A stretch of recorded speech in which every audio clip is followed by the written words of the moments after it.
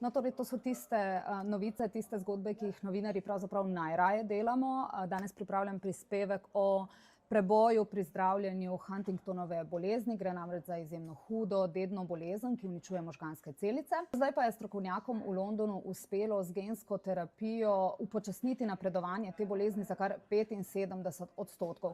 Kako poteka samo zdravljenje in kdaj bi bilo lahko na voljo tudi v Sloveniji, smo se pogovarjali z priznanim nevrologom Zvezdanom Pirtoškom. Vse izveste seveda ob 19. Leto 2025 bo v nevrologijo zapisano z zlatimi črkami.